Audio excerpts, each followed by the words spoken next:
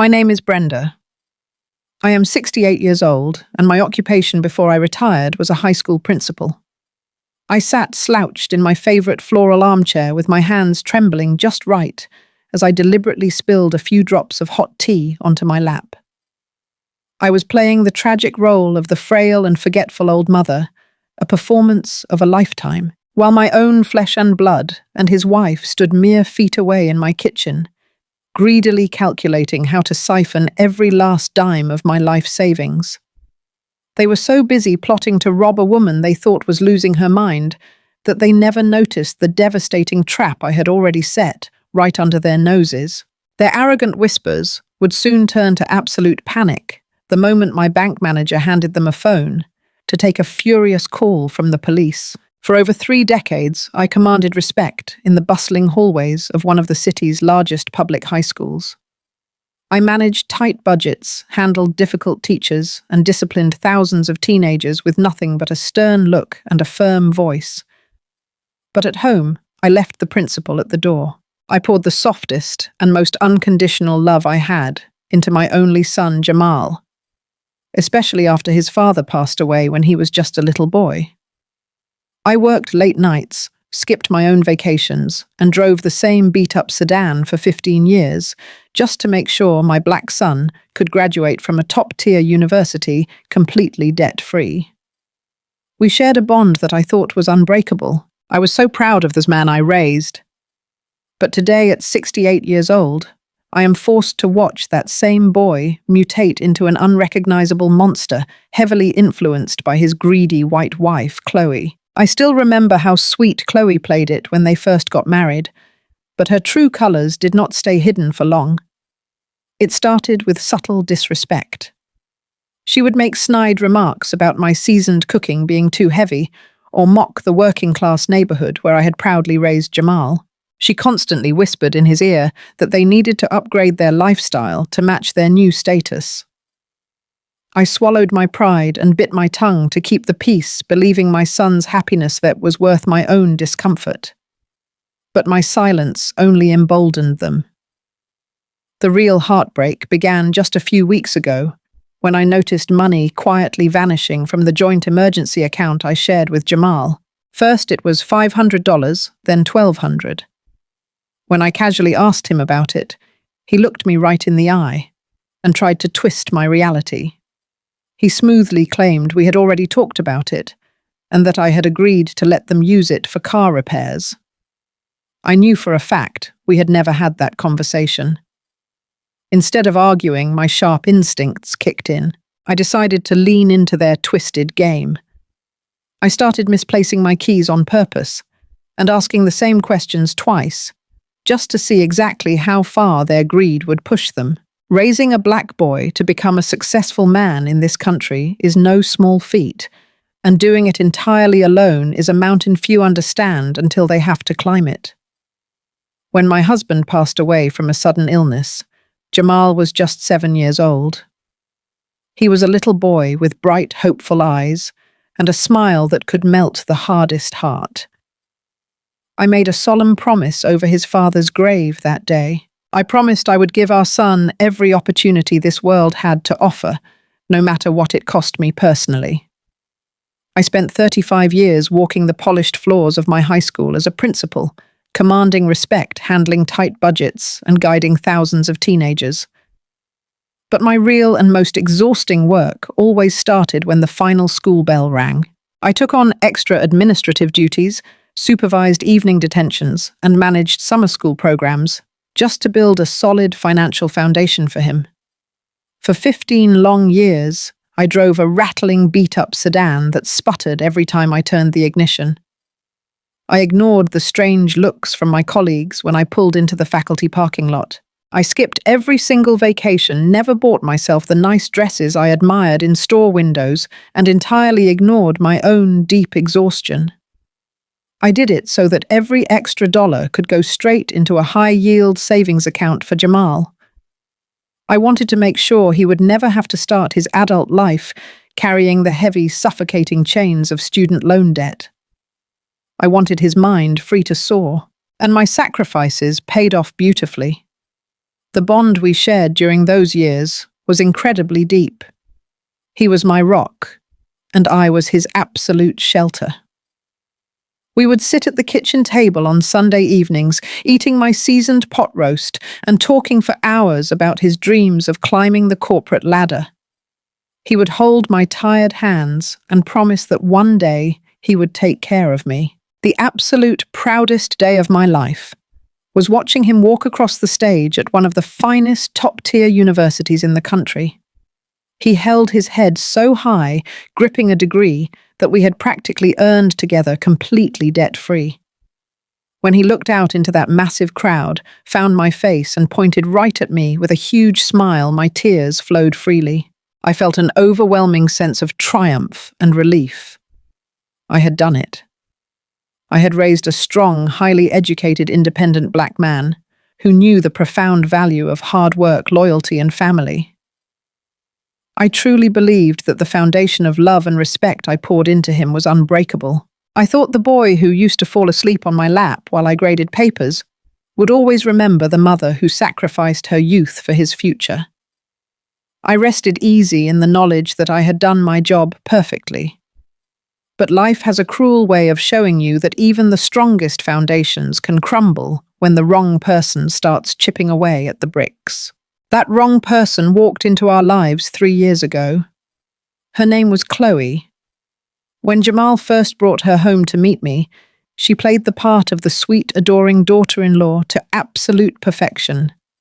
She praised my home, smiled brightly, and held onto Jamal's arm as if he were the center of her universe. I wanted so badly to be happy for him.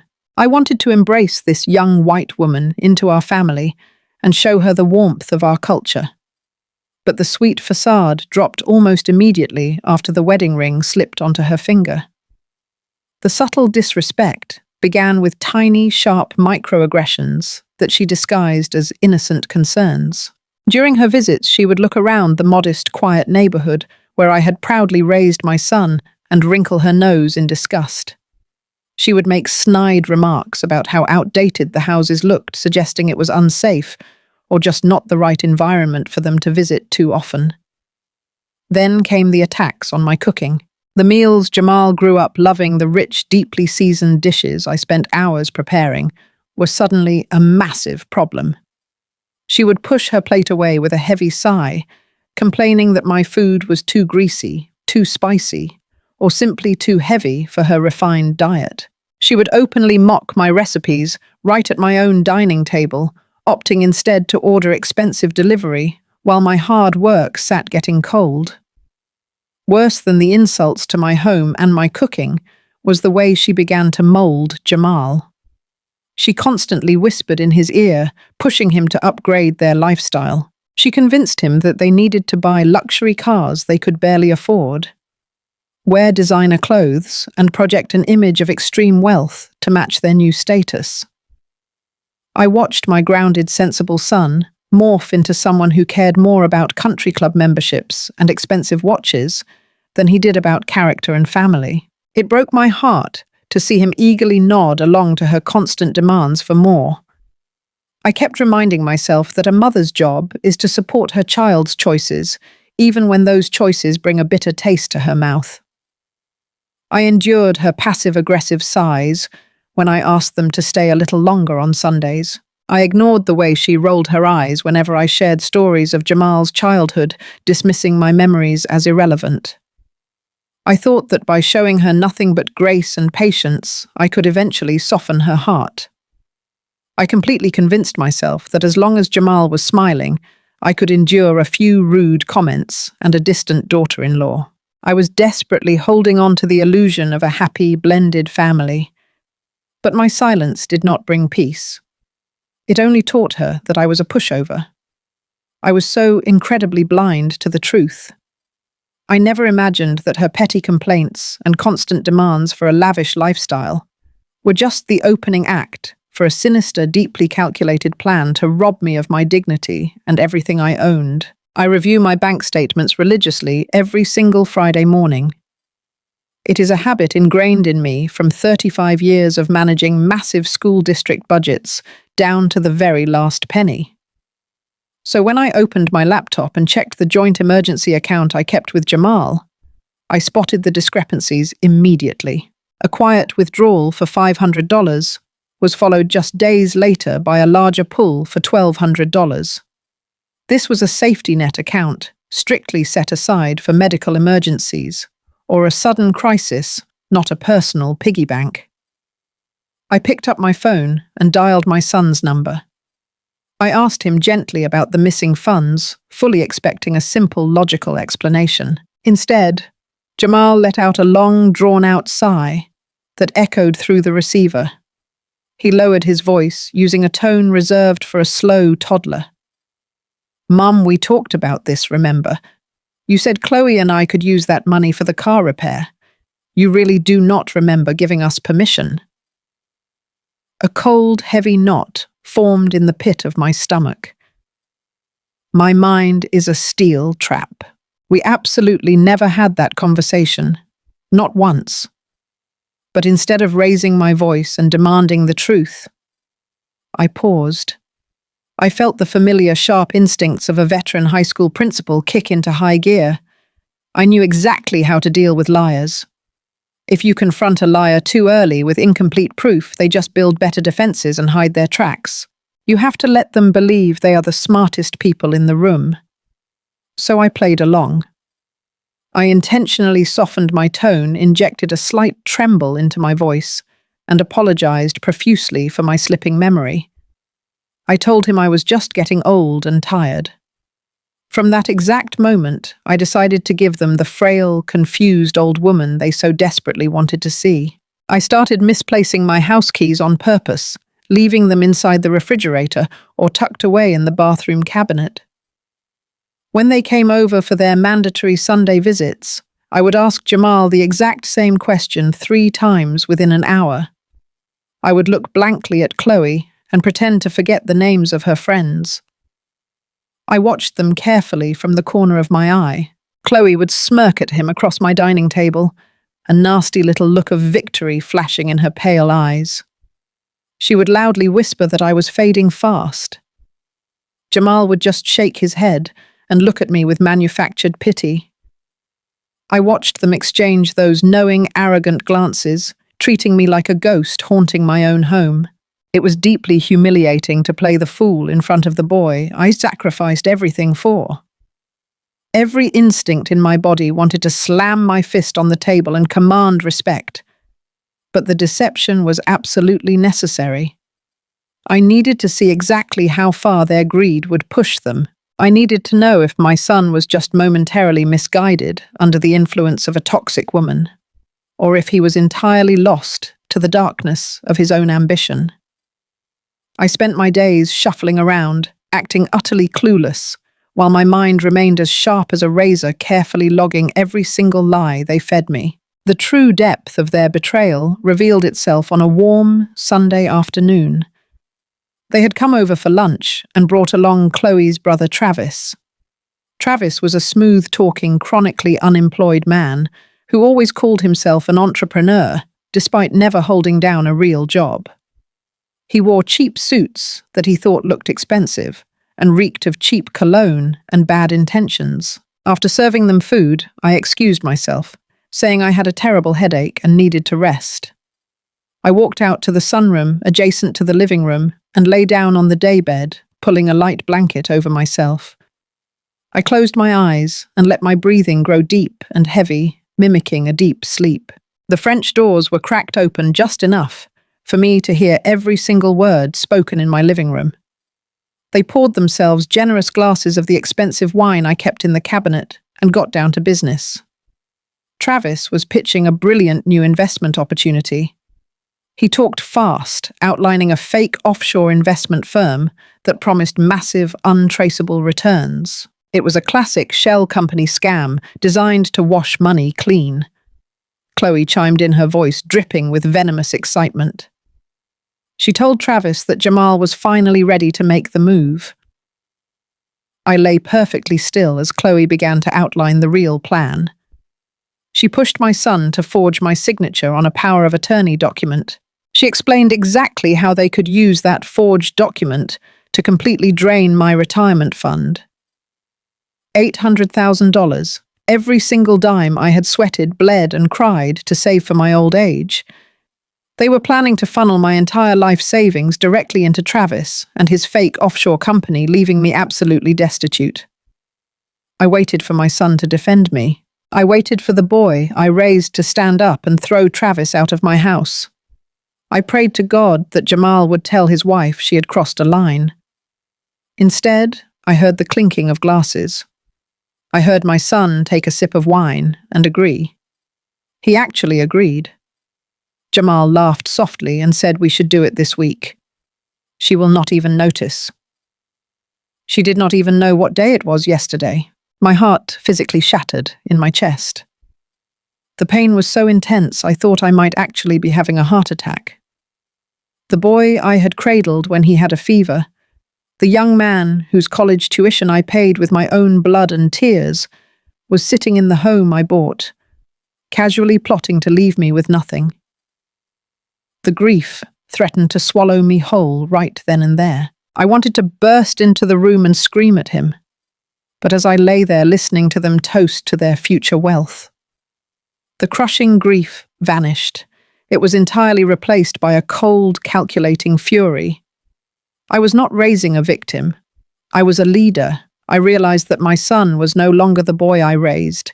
He was a grown man choosing to rob an elderly woman. They thought I was a senile old fool who was ready to be sent out to pasture. They had no idea they had just awakened a sleeping bear. I stayed perfectly still on that daybed until they finished their wine and walked out the front door. The second the lock clicked shut, I sat up. The tears were completely gone. My vision was crystal clear. I knew that confronting them with nothing but overheard words would be useless. Liars know how to twist a narrative, and Chloe would easily convince Jamal that I was just a crazy old woman hearing things. I needed ironclad, undeniable proof. The very next morning, while Jamal and Chloe assumed I was wandering aimlessly around a grocery store, I drove straight to a specialized electronics shop 2 towns over. I purchased state-of-the-art hidden cameras and high-definition audio recorders. I spent hours that afternoon meticulously setting up my surveillance network. I nestled tiny camera lenses into the dense leaves of my prized African violet pots, lining the living room windowsill. I tucked audio recorders behind the thick spines of the encyclopedias on my office bookshelves. I made sure every angle of my desk and living space was perfectly monitored. I became a ghost in my own home, hunting for the truth. It did not take long for the traps to spring. Just 2 days later, Jamal and Chloe stopped by under the guise of bringing me lunch. While Jamal kept me busy in the kitchen pretending to care about my day, the cameras in my office captured everything. Later that night, I sat alone in the dark glow of my computer screen and watched the footage. The video showed Chloe slipping quietly into my office. She had the audacity to close the door softly behind her.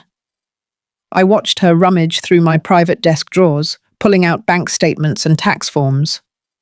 She found my lockbox, picked the simple lock with a hairpin, and pulled out my original Social Security card. She snapped clear photos of it with her smartphone before putting it back exactly where she found it. My blood boiled, watching this woman violate my sanctuary. But the most devastating piece of evidence came the following weekend. The hidden camera caught Jamal sitting at my very own desk. He had a stack of my old cancelled checks spread out in front of him. I watched in absolute horror as my son picked up a pen and began tracing over my signature. He filled page after page of a legal pad, meticulously practicing the loops and curves of my name. He was perfecting the forgery for the power of attorney document. He held up a practice sheet to the light, comparing it to my real signature, and smiled with satisfaction when he got it right. Seeing him do it with such focused dedication broke whatever fragile thread of hope I had left for his redemption. This was not a misunderstanding. This was not a moment of weakness under the pressure of a demanding wife. My son was methodically planning to destroy me. He was actively committing federal crimes inside the home that provided him shelter for his entire life. He was committing identity theft and preparing to commit wire fraud. The sheer magnitude of their legal and moral transgression settled over me like a heavy winter coat. I realized then that I could no longer treat him like my misguided child. He was a criminal targeting a vulnerable senior citizen. I compiled every video clip, every audio file, and every forged practice sheet I managed to fish out of the trash into a secure, encrypted hard drive. I backed it up 3 times. I had the smoking gun I needed. They thought they were dealing with a woman who forgot where she put her teacup. Instead, they were dealing with a woman who had meticulously built a case that would send them straight to federal prison. The investigation phase was officially over. It was time to prepare the counterattack. The very next morning, I woke up and put on my most convincing mask. I dressed in a faded, oversized floral blouse and a pair of sensible orthopedic shoes, making sure to leave my hair just a little unkempt. I shuffled into the kitchen, where Jamal and Chloe were whispering over their coffee. I offered them a vague, trembling smile and announced that I was heading down to the community center for the senior bingo tournament. Chloe did not even bother to look up from her phone. She just waved her hand and told me to have fun and not to get lost on the way home. Jamal gave me a patronizing pat on the back, telling me to call him if I forgot how to start my car. I nodded meekly, thanking my wonderful son for his concern. I walked out the front door, leaning heavily on the handrail until I reached my car. But the absolute second I slid into the driver's seat and closed the door, the frail old woman vanished. I straightened my spine, adjusted my rearview mirror, and let the fierce, authoritative high school principal take the wheel. I was not going anywhere near a bingo hall. I drove straight to the financial district downtown, parking my car a few blocks away from the massive glass building of my primary bank. I walked through the revolving doors with a brisk, purposeful stride. The tellers who usually saw me casually deposit small checks immediately recognized the shift in my demeanor. I did not stop to make small talk. I walked directly to the heavy oak doors of the executive offices where my bank manager, Mr. Sterling, was waiting. I had called him on a secure line the night before. Mr. Sterling is a sharp, deeply principled man who has managed my finances for over 20 years. He knew my late husband. He knew how hard I worked. Sitting next to him in his office was Attorney Davis, a ruthless, no-nonsense litigator I had hired quietly earlier that week. I sat down in the leather chair across from them and placed a sleek silver flash drive on the polished mahogany desk. I did not shed a single tear. I simply told them that the boy I raised was planning to rob me blind, and that I had the proof. Mr. Sterling plugged the drive into his computer. For the next 30 minutes, the 3 of us sat in complete silence as the audio and video files played. They watched Chloe picking the lock on my private filing cabinet. They listened to Travis pitching his fake offshore shell company. But the room grew entirely still when the video of Jamal appeared. I watched the faces of these 2 hardened professionals as my son meticulously forged my signature on a legal pad, holding it up to the light to perfect his crime.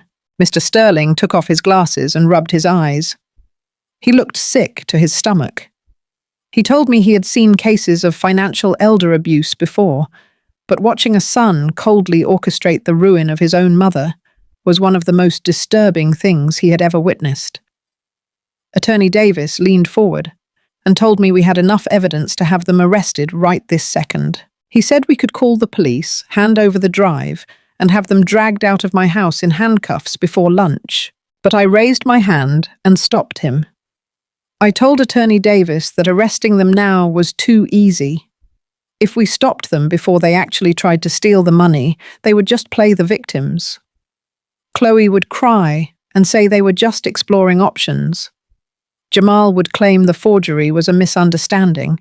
They would hire lawyers and drag my name through the mud, claiming I was a paranoid old woman making up stories. I needed them to cross the point of no return. I needed them to pull the trigger on a trap they could never escape. Mr. Sterling leaned back in his chair and asked me what I wanted to do. I laid out my plan with absolute precision. I instructed him to create a shadow account. We would quietly move my $800,000 retirement fund into a brand new, deeply encrypted account that only I and Attorney Davis could access. Then we would leave my original checking account wide open and completely visible. We would leave just enough money in it to make it look active, but we would place a hard, invisible security freeze on the entire profile. Mr. Sterling smiled a slow, deeply satisfied smile as he understood the mechanics of the trap. He explained that if anyone attempted a massive wire transfer from that frozen account, the system would not just decline the transaction. It would automatically lock down the entire banking profile, trigger a severe fraud alert, and immediately notify the federal authorities. Attorney Davis drafted the necessary legal protections right then and there to ensure I was completely insulated from the fallout. We spent 3 hours meticulously arranging the financial tripwire. By the time I stood up to leave, the trap was completely set. All I needed now was to hand my greedy son the rope he would use to hang himself.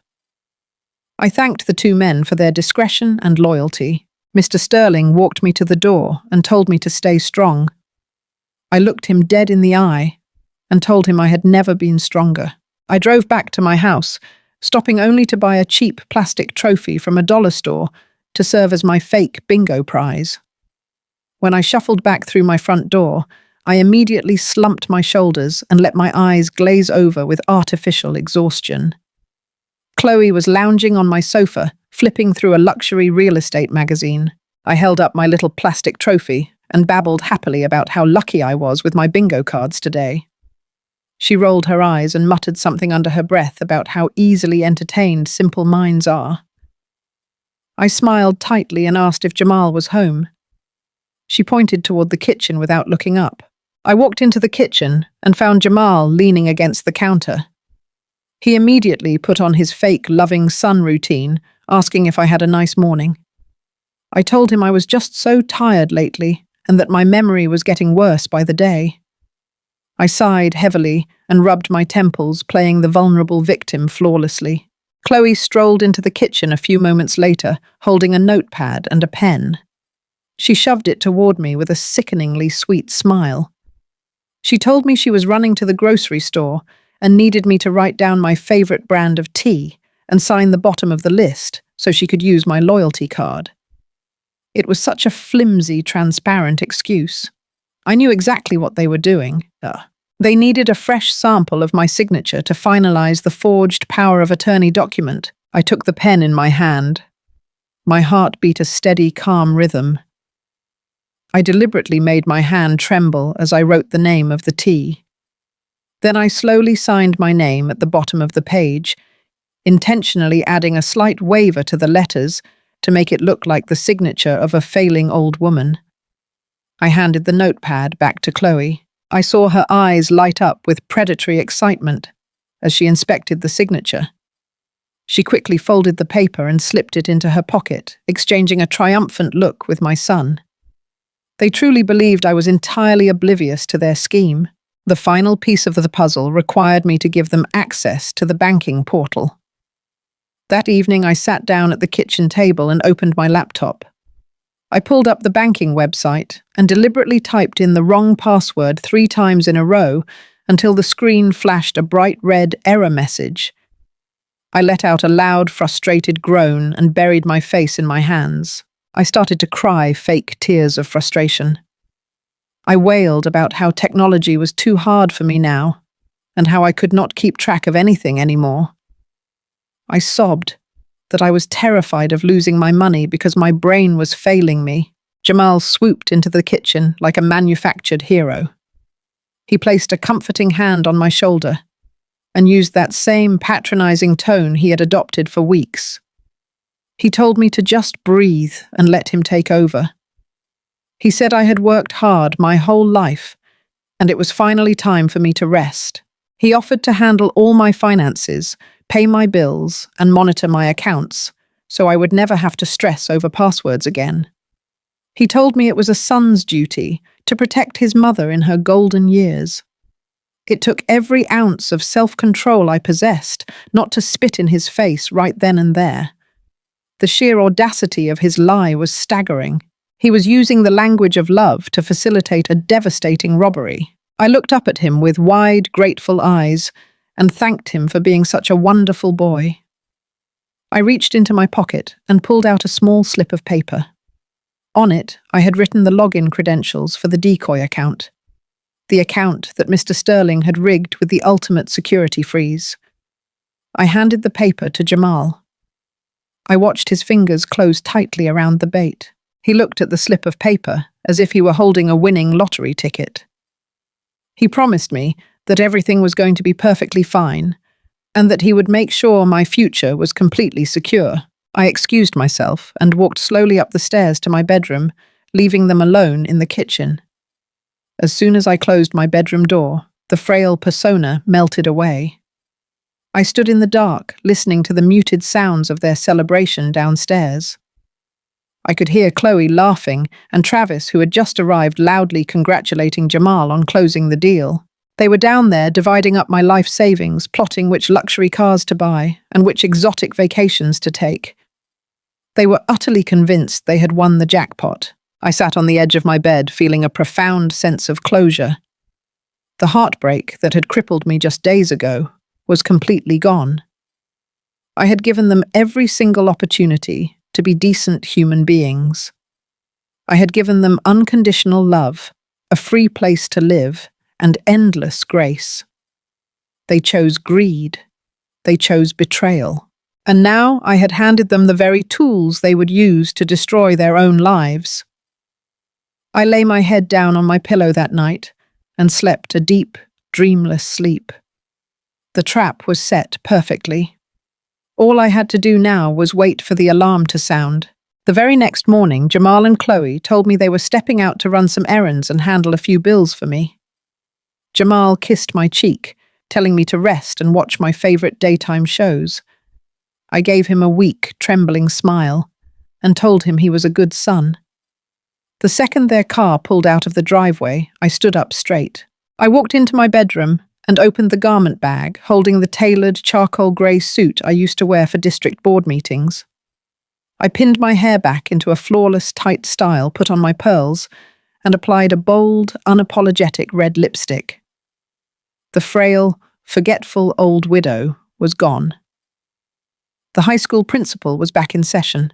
I called a private car service and arrived at the bank through the secure rear entrance 30 minutes before my son and his accomplices even walked through the front doors. Attorney Davis and I sat in a private conference room connected to Mr. Sterling's office by a wall of frosted glass blinds. I had a perfect, unobstructed view of the room where my life savings were supposed to be stolen. I watched as Jamal, Chloe, and Travis strutted into the bank manager's office. They looked incredibly smug. Travis was wearing another one of his cheap, shiny suits, nervously tapping his foot with the eager anticipation of a common thief. Chloe had her designer handbag resting on her lap, sitting up straight, with a sickening look of sheer entitlement painted across her face. And Jamal, the son, I had sacrificed everything to raise, looked completely relaxed as he handed the forged power of attorney document directly across the mahogany desk to Mr. Sterling. I watched Mr. Sterling examine the paper. He was a master of his craft. He nodded, politely offered them sparkling water, and acted as if this were just another standard transaction. Through the slightly cracked door, I could hear Jamal smoothly explaining that his mother's mind was rapidly declining. He told Mr. Sterling that I was no longer capable of managing my own affairs, and that he needed to consolidate my retirement funds into a new investment portfolio to secure my long-term medical care. Listening to my own flesh and blood use my hypothetical deterioration as a cover story to rob me was a pain so sharp it nearly took my breath away. But I did not cry.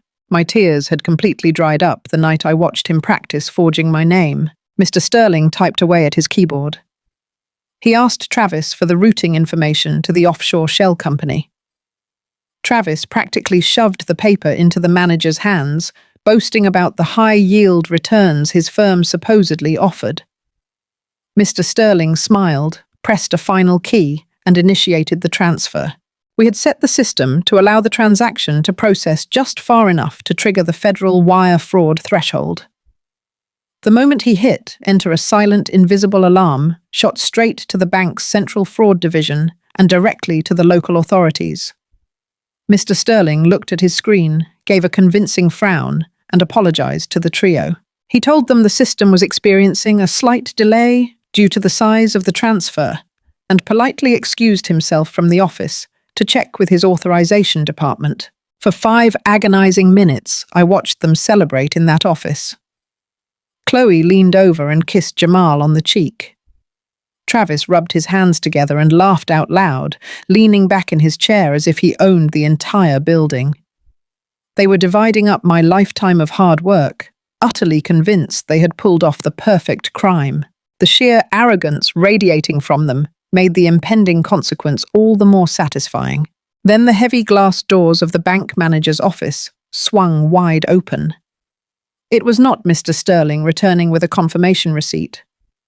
It was 2 uniformed police officers, their hands resting firmly on their duty belts. The laughter in the office died instantly. Travis froze the color completely washing out of his pale face. Chloe clutched her handbag to her chest, her eyes darting frantically around the room. Jamal stood up abruptly, demanding to know what was going on. Mr. Sterling stepped into the room right behind the officers. He picked up the sleek office phone from his desk, pressed a button, and placed it on speaker. The stern, uncompromising voice of a federal fraud investigator filled the silent room. The voice clearly stated that the power of attorney document presented was a confirmed forgery and that the attempted transfer of $800,000 to an unverified offshore account had been flagged as a felony wire fraud attempt. The investigator stated that the account owner had already been notified and was currently pressing full charges. Jamal frantically shook his head. He yelled at the phone, insisting there was a mistake, claiming that his mother was senile and had completely forgotten giving him permission. He begged Mr. Sterling to call me, insisting that I would clear this all up. That was my cue. I pushed open the adjoining door and walked slowly into the manager's office. The clicking of my heels on the hardwood floor sounded like a judge's gavel. I did not shuffle. I did not tremble. I stood tall, my shoulders squared, wearing my charcoal suit and an expression of absolute unyielding authority. The oxygen instantly vanished from the room. Chloe gasped and covered her mouth with her hands. Jamal's eyes widened in sheer, unadulterated terror as he realized the frail woman he had left at home in a floral blouse was a total fabrication. I looked directly into his panicked eyes. My voice was deadly calm, carrying the heavy weight of a woman who had finally reclaimed her power. Did you really think you could outsmart the woman who taught you how to count, Jamal? Travis was the first to break. Panic consumed him.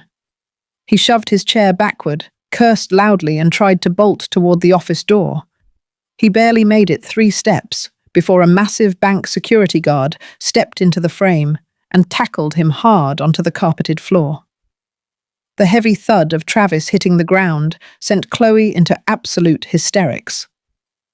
The confident, condescending woman who had mocked my home and my cooking was suddenly shrieking at the top of her lungs.